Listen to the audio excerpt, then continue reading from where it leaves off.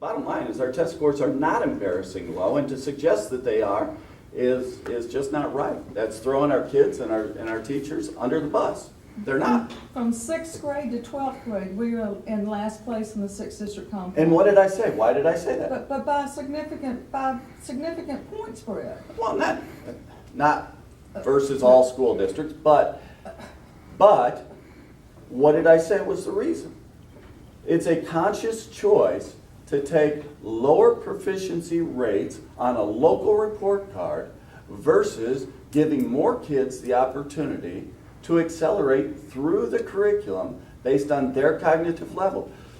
Ms. Gunther, if you want us to, we'll hold all the kids back and make sure that they take the test that's appropriate for their grade level. And then we'll look good on a local report card. That's just not right. That's not right by kids. Well, we could take those 100 kids that are now taking advanced language arts and stick them back in 8th grade and get good test results. Exactly. Well, that's all grand, but the real key here is we're providing opportunities for kids to take coursework where they're best suited.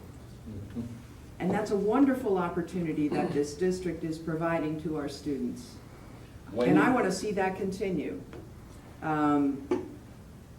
So to say that we will discontinue a program that helps kids for the purpose of looking good on test scores, I think, again, it's about communication and it's about understanding, just like with our property tax.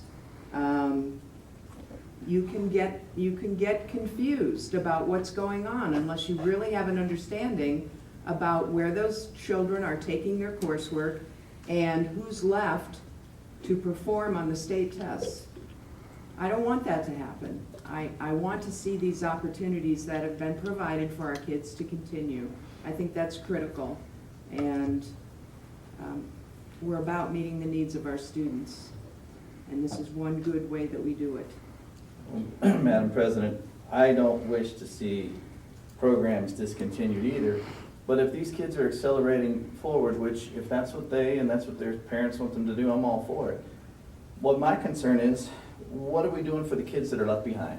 And those test scores that we say we're willing to take is, to me, a spit in the face of those kids, because we're not providing them the opportunities to try to bring their scores up as well. I don't understand what you're saying, Mr. Martin, because there are opportunities throughout the school system on a daily basis in every classroom.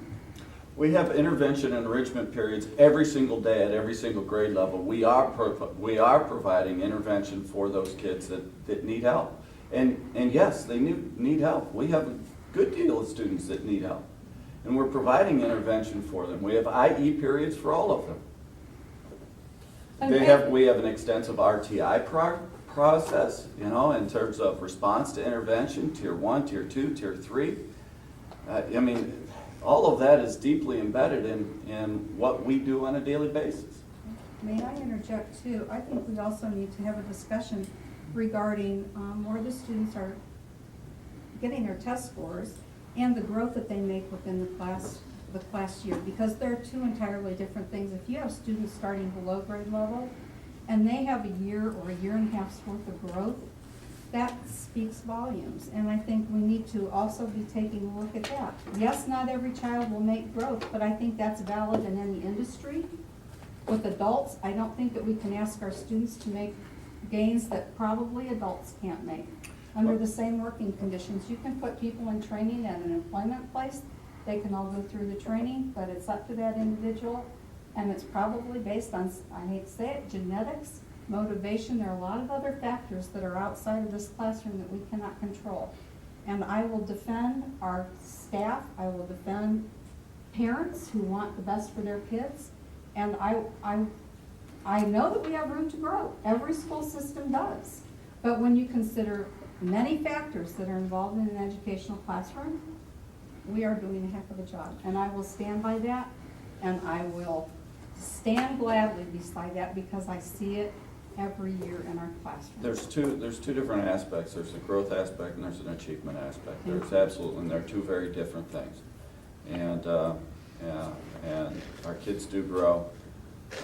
And in terms of what the teachers do to provide interventions, our teachers are working their tails off to try to help the kids on an everyday basis. I cannot sit here and allow us to throw our teachers and our kids under the bus. don't think anybody They did. are working their tails off to get better every day, and that's the growth side. And ultimately, this item on the agenda is about Cameron Lazar and his qualifications for this position, and he is more than qualified.